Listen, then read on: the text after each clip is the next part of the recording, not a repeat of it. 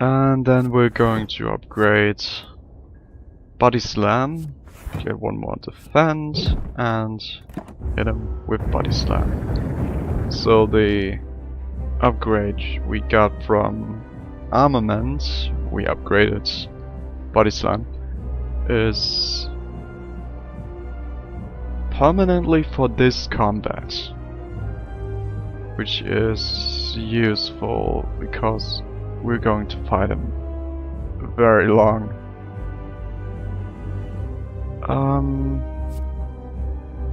Let's use this. And we're going to get a card, which is not very useful. Let's not play this because then corruption would be exhausted. Yeah, that's a lot of damage, I know.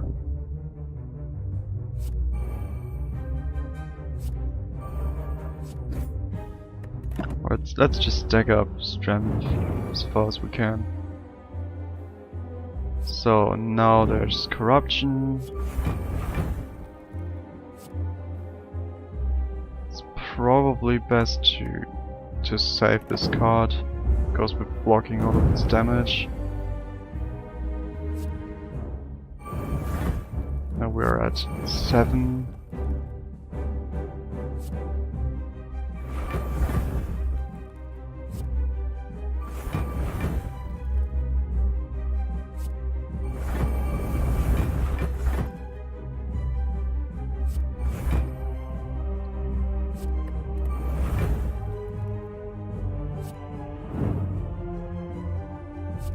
I should have played Bash first to make it vulnerable. It's the fight is nearly over because 16 hit points and being vulnerable.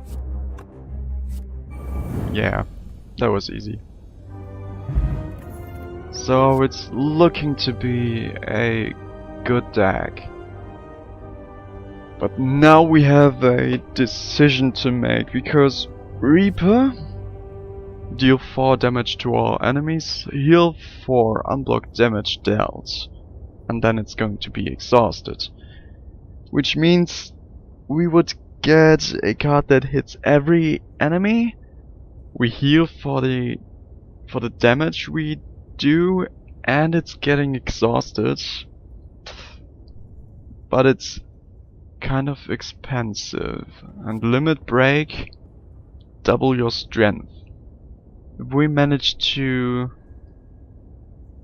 play spot weakness a couple of times, which is, where is it? There, which is this card, then we're going to end up with a lot of strength, and bludgeon, no. It's just too expensive. Let's get sustain, because I feel like we're not doing well on that. So this relic is kind of like another life, and instead of getting killed, you heal 50% of your max health. This gives us 1 potion, 30 gold, raise our max HP by 5. Then we get to choose a card, and 1 card gets randomly upgraded. But we're going to go for this because we're currently going for a exhaustion run, which means we want to have a lot of cards, because otherwise we're going to run out of cards. So again, we took Body Slam. Let's go for this, which lets us create a copy of a card, of an attack or power card, and it's a skill, which is always good.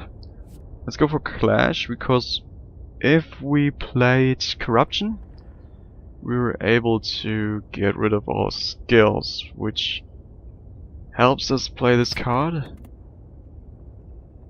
We could go for Thunderclap to get one vulnerable on every enemy. Yeah, let's do that.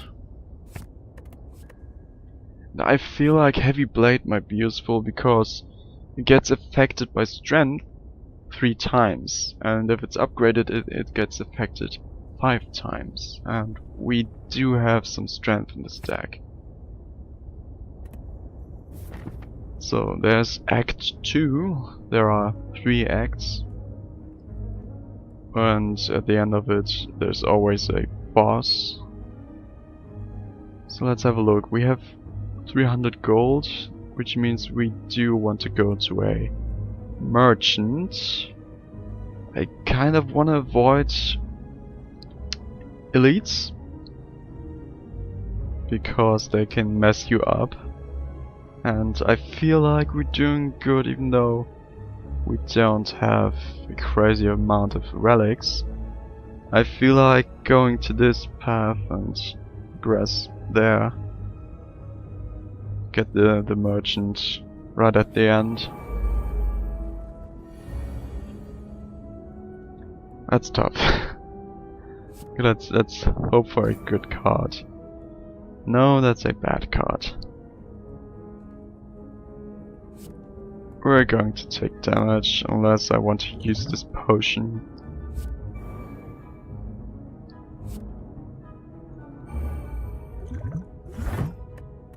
We're still going to end up with 3 damage. Oh, that's good.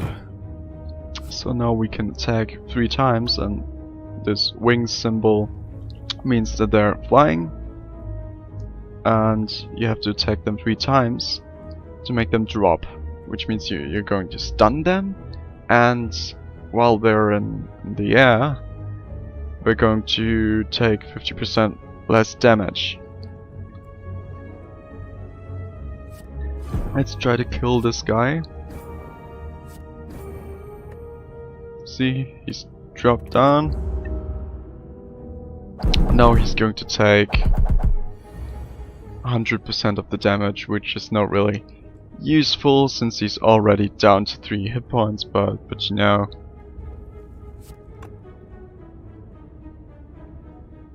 He can't really attack 3 times.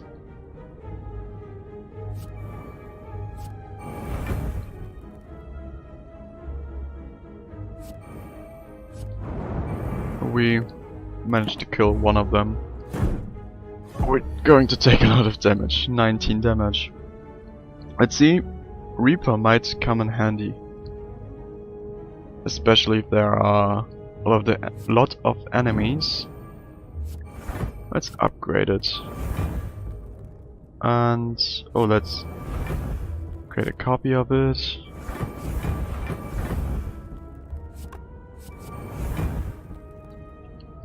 Well, drop kick is not really useful, but it costs 0.